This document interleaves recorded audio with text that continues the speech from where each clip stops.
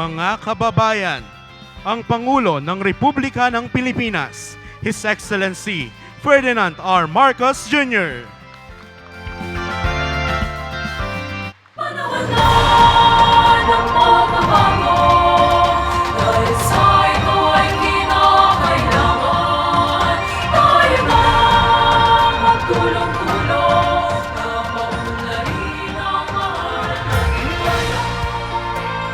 na maunlarin ang mahal nating bayan. Panahon na ng pagbabago, dahil sa ito ay kinakailangan.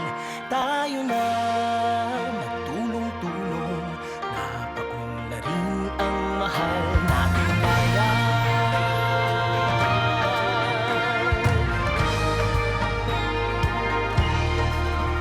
Panahon na ng pagbabago at iayos ang mga dapat ayusin. Dapat lang maging tungkulin ng bawat mamamayan dito sa atin. Maaari na po tayong umupo. Sa pag-asenso, magsikap ng Magandang umaga po sa ating lahat. Sa araw na ito, mamamahagi po ng tulong ang ating mahal na Pangulo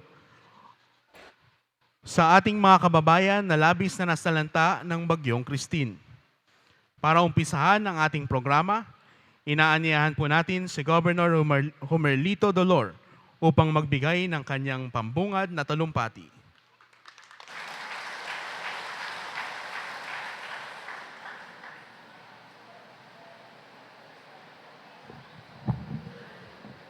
Mahal na Pangulo Bongbong Marcos, mga kalihim, Secretary Kiko Laurel, Secretary Rex Gatchalian, Secretary John Vic Rimulya, and Secretary Cesar Chavez, sa mga opisyales ng pamahalaang nasyonal, Congressman Boy Umali, Congressman Arnan Panaligan, Vice Governor E.J. Falcon at ang ating sangguniang panlalawigan, ang unang ginang ng Oriental Mindoro, Hias Govinda Ramos Dolor, sa mga punong bayan at punong lungsod, mga miyembro ng Sangguniang Bayan, mga mamamayang Mindoreño, magandang araw po sa ating lahat.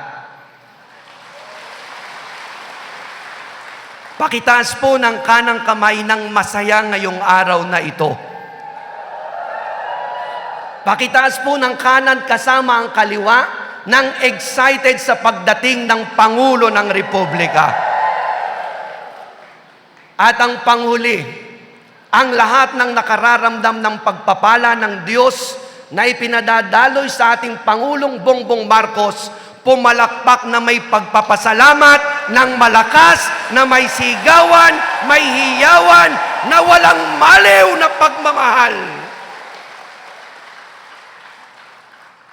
Ako po ay 48 years old na sa susunod na linggo. 32 years dito ay ginugol ko sa paglilingkod sa bayan. Mula SK, board member, vice governor at gobernador. Ang huling 2 taon ng aking panunungkulan bilang gobernador ay hinamon ng maraming kalamidad.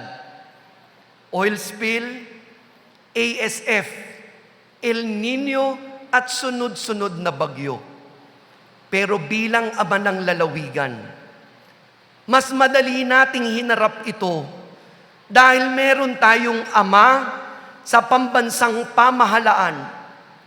Naramdam natin ang malasakit at pagmamahal sa bawat isang Mindoreño. Ang tawag ng Pangulong Bongbong Marcos ang nagbigay inspirasyon at lakas ng loob kay Governor Bonds at sa ating mga punong bayan upang harapin ang oil spill at italagang fastest oil spill recovery sa kasaysayan ng buong mundo nangyari sa Oriental Mindoro. Bukod dito sa mahigit 300 milyong pisong ipinadala ni Pangulong Bongbong bilang ayuda sa Conditional Cash Transfer at Cash for Work program ng DSWD, Department of Agriculture, DENR, DOH, ganon din ang DILG at iba pang ahensya. Pagdating ng El Nino, pinatawag ni Pangulong Bongbong ang mga gobernador Walang kaginsa-ginsa. Pinadalan kami ng tigli 50 milyon para ipamahagi sa mahigit 6,000 na magsasakang Mindoreño na naapektuhan ng El Nino. Nito lamang nakaraang mga linggo, umikot tayo sa buong lalawigan upang ipamahagi ang ipinadala ni Pangulong Bongbong Marcos na 56 na milyong piso para sa mga biktima naman ng ASF. Minamahal na mga kababayan, batid nating mas maraming naapektuhan ng bagyong nagdaan sa ibang lugar. Ngunit espesyal ang Oriental Mindoro. Dahil dito, hindi lang tayo humingi, kusang loob ni Pangulong Bongbong Marcos ang pagpili sa Oriental Mindoro para puntahan niya ngayong araw na ito. At hindi lamang kusang loob, sinigurado niya na lahat ng nasa listahan ng Department of Agriculture ay mabibigyan ng ayuda mula sa tanggapan ng Pangulong Bongbong Marcos. Bukas ay 74th founding anniversary ng Oriental Mindoro. At pinatingkad lalo ito sa pamamagitan ng panauhing pandangal natin. Sino pa ba ang tataas na bisita sa Oriental Mindoro? Sa Pangulo ng Republika ng Pilipinas. At higit pang pinatingkad ni Pangulong Bongbong ang ating selebrasyon dahil pinirmahan niya ng nakaraang linggo ang Batas Pambansa 12055, ang batas na hiningi ni Governor Bon sa Kongreso noong 2020 pa upang ideklara ang November 15 as special non-working holiday sa buong Oriental Mindoro. Kaya bukas, libre kayong dumalo at libreng manood ng concert ni Moira sa hapon. Minamahal na mga kababayan, gusto ko pang alam nyo na hindi lamang ito basta pinirmahan. Maraming local bills pinalalampas na ayon sa aking bubuwit. Pinababayaan ng maging batas ng walang lagda, pero espesyal sa Oriental Mindoro. Dahil nilagda na ito ng Pangulo, ineksakto pa na ang effectivity ng batas na ito ay mismong bukas sa 74th founding anniversary ng Oriental Mindoro. Sa aking pagwawakas, nung ako'y nagdesisyong sumama sa kanyang kampanya noong 2016, ito'y dahil sa aming pagsasama bilang magkaibigan nang magkasama naming sinulat ang RA 10742 o ang batas na nagbabalik sa SK sa buong Pilipinas. Noong 2022 elections, ang desisyon kong sumama sa kanya ay umani ng napakaraming batikos. Maraming post ang aking natanggap that it is my political suicide deciding to side with Bongbong Marcos for president. Pero ngayong araw na ito, kaya kong sabihin, kung bibigyan ulit ako ng Diyos ng pagkakataong pumili, ng susuportahang Pangulo at ibabalik sa balintataw ko ang nakaraan, 1,000 beses kong pipiliin na si Bongbong Marcos pa rin ang aalayan ko at ninyong lahat ng puso, malasakit at pagmamahal. Magkalangkay tayong maglakbay kasama si Pangulong Bongbong hanggang marating natin ang bagong Pilipinas. Maraming salamat po. Mabuhay si Pangulong Bongbong Marcos. Maraming salamat po, Governor Dolor. Sa pagkakataong ito, magbibigay ng kanyang talumpati ang ating mahal na Pangulo, His Excellency Ferdinand R. Marcos Jr.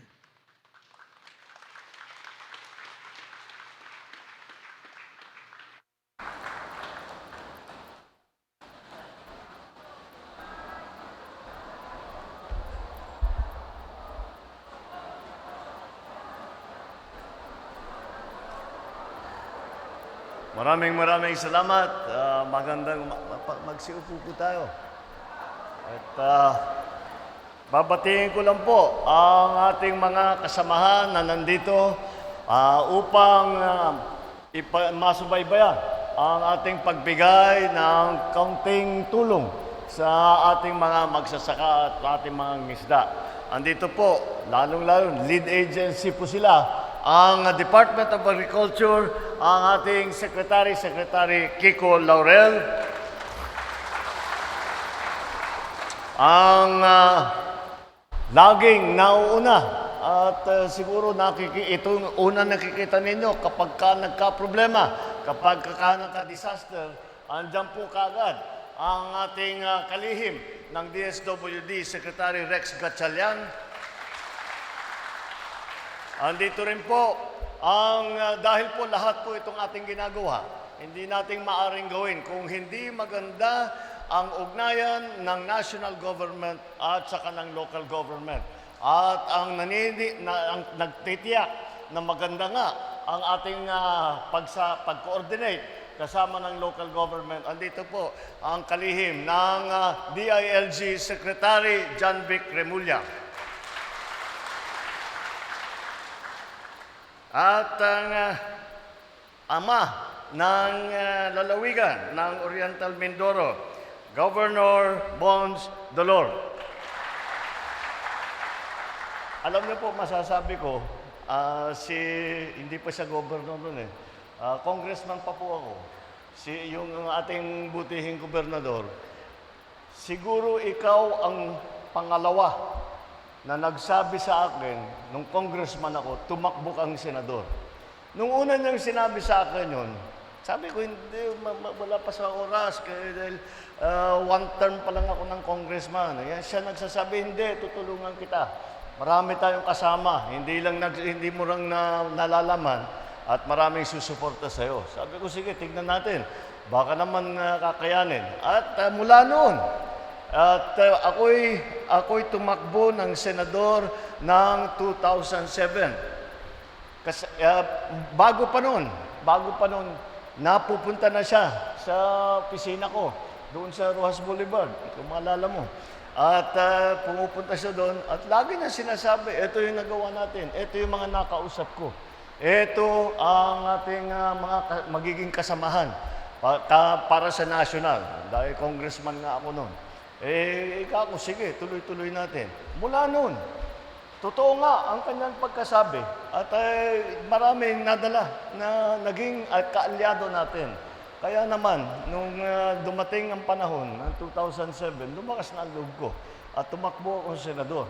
Kaya may malaking pananagutan mo ko. Ikaw ang nagdala sa akin sa national government.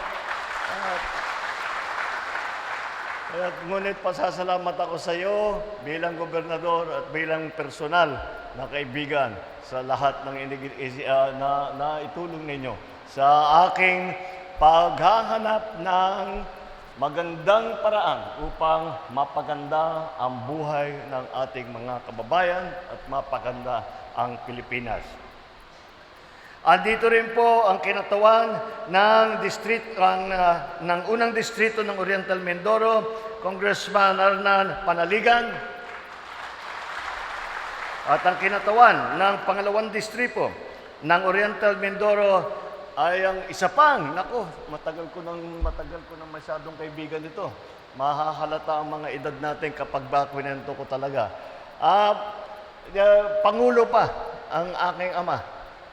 Kami ni Congressman, Governor, marami ng pinagdaanan nito ng kaibigan natin, ay siya talaga ay nandun at kasama namin na minalas lang tayo ng konti at nagkaroon tayo ng disgrasya at nawala yung ating isang kaibigan at yung kapatid.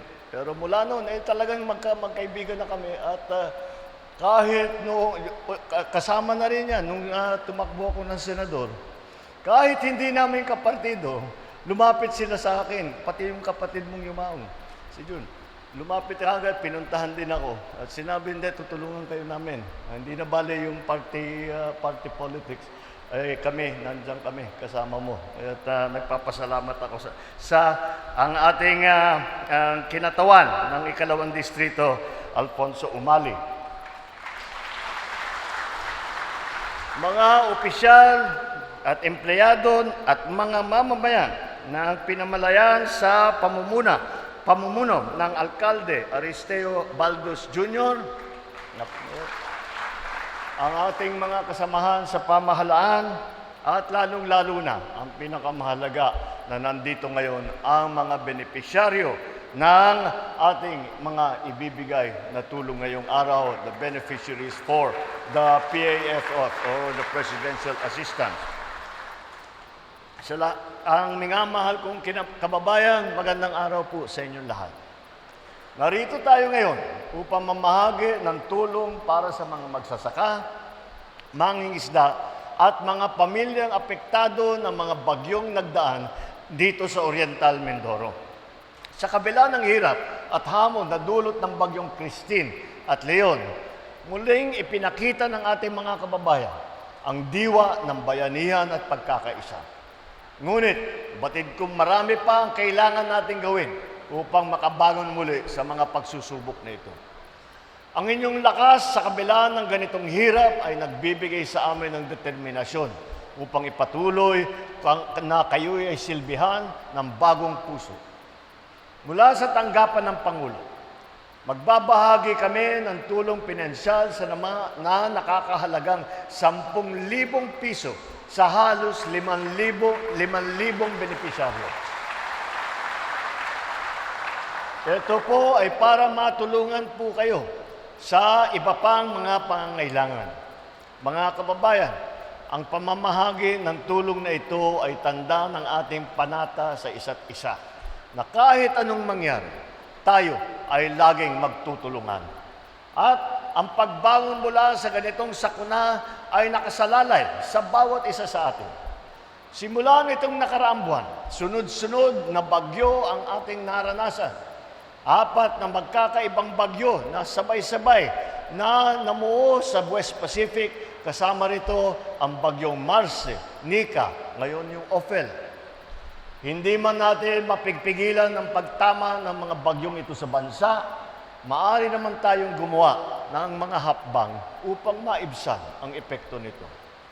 Makakaasa kayo na ang pamahalaan ay narito para matulungan kayo na makabangon sa mga ganitong pagsubok.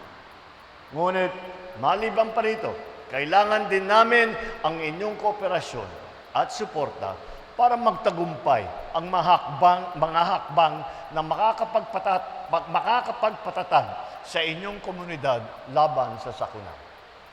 Inatasan ko na ang DILG at DNR na hikayatin ang ating lokal na pamahalaan na gamitin ang geohazard map ng DNR, Mines and Geosciences Bureau, upang magsilbing gabay sa mga landslide-prone at masyadong maraming baha na lugar. Hinihimok ko rin ang ating mga kababayan na sumunod sa mga babala ng inyong lokal na pamahalaan para sa inyong kaligtasan. Lalo na po doon sa mga kinakailangan lumikas, batid namin na mahirap maiwan ang inyong bahay. Mga pag-aari, ngunit huwag na pong mag-atubili na lumikas kung ito ay sasalba sa inyong buhay. Para naman sa DPWH, DOTR, DOST, DTI, at iba pang ahensya at lokal na pamahalaan, inuulit ko po, pag-aralan at suriin nang mabuti ang ating mga kalsada, tulay at iba pang istruktura upang matiyak natin ang dekalidad, ligtas at handa ng itong mga strukturang ito laban sa pagbabago ng panahon. Ang sabi ko nga, ang bagyo ngayon iba na. May mga flood control tayo, pero dahil sa mas madaming tubig na dulot ng pag-ulan, hindi na nakakayanan. Kaya inatasan ko na rin ang DPWH, ang DNR, at iba pang ahensya na rebisahin ang Flood Control Master Plan upang makasabay sa patuloy na paglakas ng mga bagyo. Sabay-sabay tayo na lumaban at magsumikap para mas maayos ang ating kinabukasan. Sa ating pagtutulungan, alam kong darating ang araw na ang mga hamon na ito ay magiging bahagi ng ating kwento na tagumpay. Bago ako matapos, malugod kong binabalita na naisabatas na nga, kagaya ng binalita sa atin ni Governor, ang araw ng Oriental Mindoro na ipinagdiriwang tuwing ika-15 ng Nobyembre. Ang ating diwa ng bayanihan ay magsisilbing liwanag na magpapakita ng daan tungo sa pagbangon at kaunlaran para sa inyong probinsya at para sa isang bagong Pilipinas. Maraming salamat sa inyo lahat. Mabuhay ang sambayanang Pilipino. Maraming salamat po, mahal na Pangulo. Sa puntong ito, inaanyahan po natin ang ating mahal na Pangulo na pangunahan ang pamamahagi ng Presidential Assistance para sa ating mga magsasaka, mangingisda at kanilang mga pamilya. Ang ating mahal na Pangulo ay sasamahan ni na Agriculture Secretary Francisco Chu Laurel Jr., Interior and Local Government Secretary John Vic Rimulya at Social Welfare and Development Secretary Rex Gatchalian. Ating tunghayan ang ceremonial distribution ng Presidential Assistance sa mga piling magsasaka at mangingisda mula sa bayan at lungsod dito sa Oriental Mindoro. Mula sa Baku, Marvin Evora.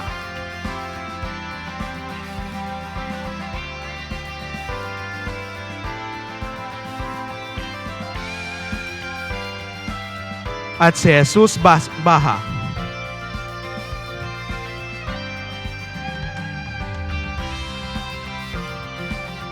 Mula sa Calapan, Seprino Madrigal.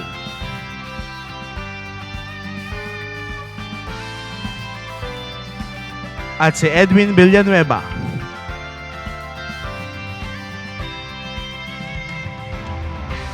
Mula sa Nauan, Petronilo Di Maili.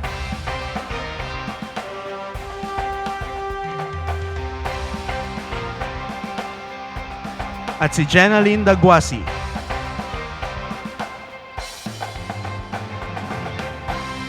Mula sa Pola, Ariel Tumampo.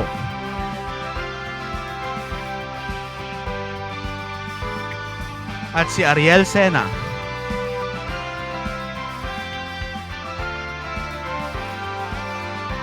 Mula sa Puerto Galera, Noriel Susara.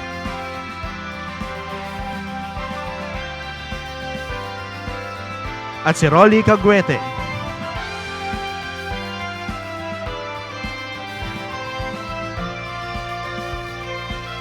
Mula sa San Teodoro, Rodolfo Aklan.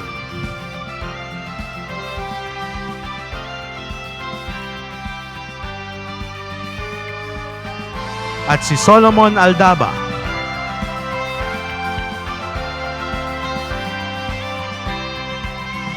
Mula sa Socorro, Jerry Burgos.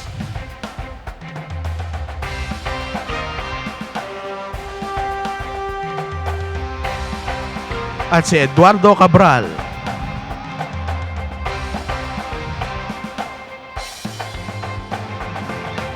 Mula sa Victoria, Jobert Raimundo.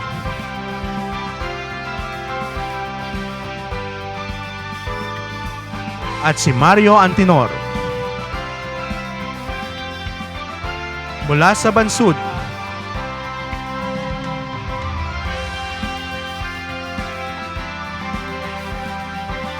Jocelyn Castillo.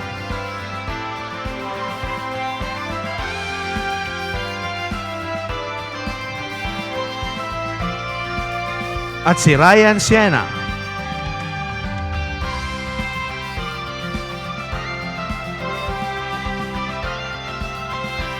Mula sa Bungabong, Rodilyn Ligaspi.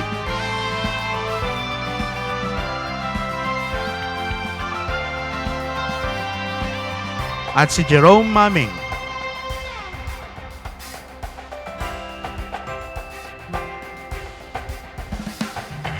Mula sa Bulalakaw, Cecilia Mandigma.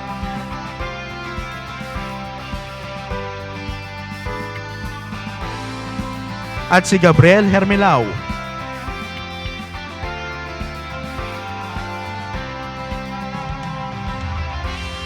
Mula sa Gloria, Leopoldo Corrales. At si Delmar Camus.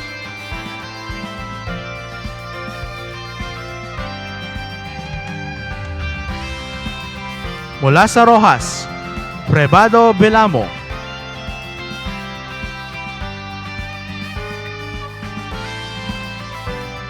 At si Arnel Santuele.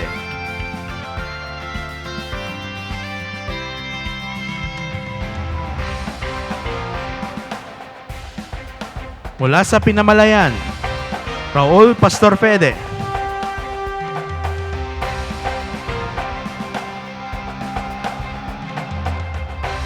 At si Felix Magboo.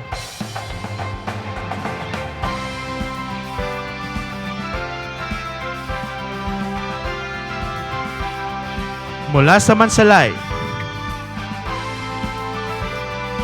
Rosalie Rebay.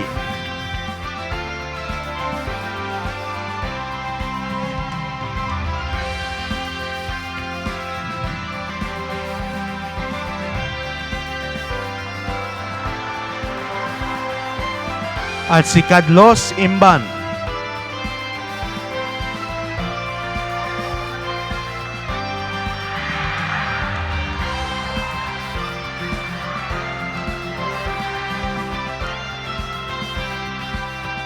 Maraming salamat po, mahal na Pangulo, sa pamahagi ng tulong sa ating mga kababayan dito sa probinsya ng Oriental Mindoro. At ngayon, inaanyayahan po natin ang ating mahal na Pangulo para sa isang group photo kasama ang ating mga cabinet secretaries at beneficiaries.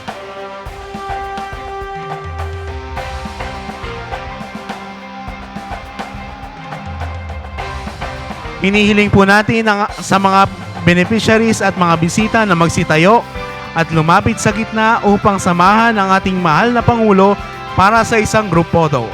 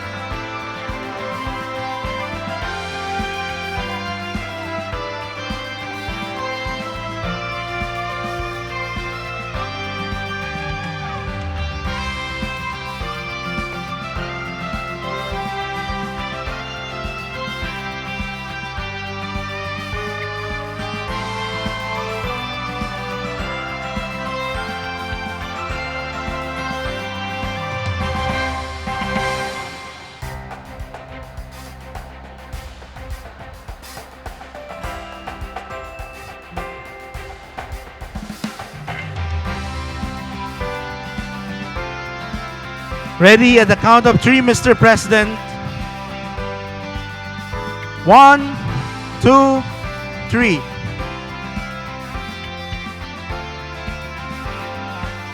Maraming salamat po, mahal na Pangulo, sa tulong at suporta upang muling makabangon ang ating mga magsasaka at mangingisda na labis na naapektuhan ng Bagyong Christine. Dito na po nagtatapos ang ating programa. Muli ang ating mahal na Pangulo, His Excellency Ferdinand R. Marcos Jr.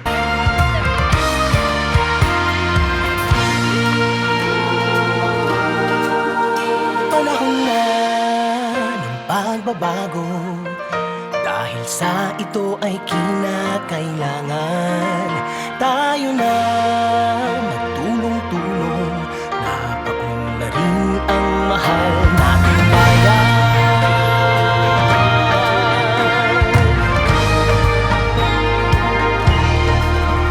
Panahon na. Manatili po tayo sa ating mga upuan. Di po muna tayo pwedeng lumabas. Maraming salamat po. Dapat ayusin, dapat lang maging tungkulin ng bawat mamamayan dito sa atin. Gawin ng pagbabago patungo sa pag-asenso, magsikap ng mabuti at nang guminhawa tayo. Ipagong malaki natin sa mundo at ipamalas ang bagong Pilipino at bagong Pilipinas. Panahon na ng pagbabago, nang hinitin natin ang sariling atin, at nawala ng ugali, kasi sa'y kasabi ng langit.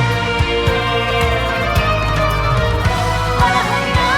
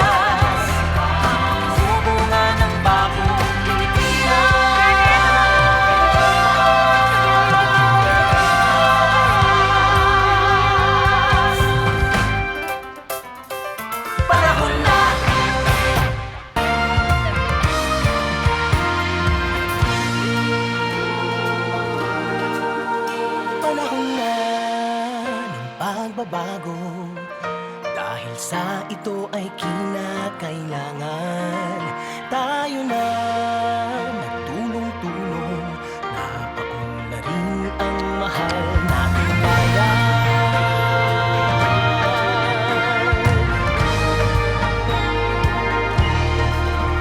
Panahon na ng pagbabago at iayos ang mga dapat ayusin. Dapat lang maging tungkulin ng bawat mamamayan dito sa atin.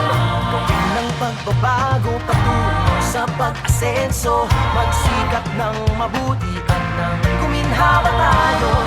Itagong malaki natin sa mundo at ipamalas ang bagong Pilipino at bagong Pilipinas. Muli ang ating mahal na Pangulo, His Excellency Ferdinand R. Marcos Jr. Ginong sariling atin at mawalan ng galing. Sasay ka sa Pinoy natin. Panahon na ng pagbabago at muna sa kahit anong larangan. Ang tagumpay ay karangalan. Alay o ihandog natin sa bayan.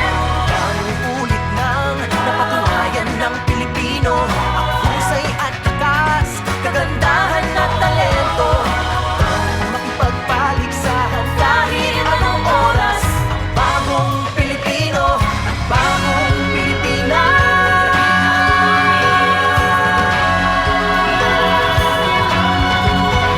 Panahon na pagbabago, tunay natin ay gawing maaliwanag. Tangi ang magandang bukas, sumunga ng bagong Pilipinas.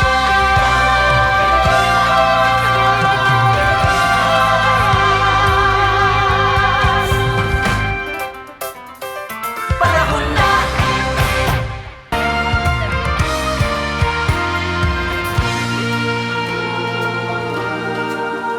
Panahon na ng pagbabago, dahil sa ito ay kinakailangan, tayo na nagtulong-tulong, napaunlarin ang mahal nating bayan.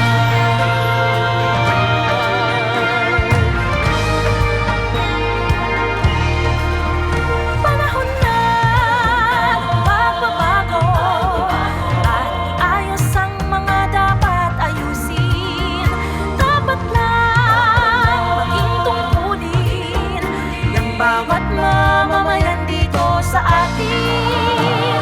Gawin ng pagbabago patungo sa pag-asenso, magsikap ng mabuti at nang gumin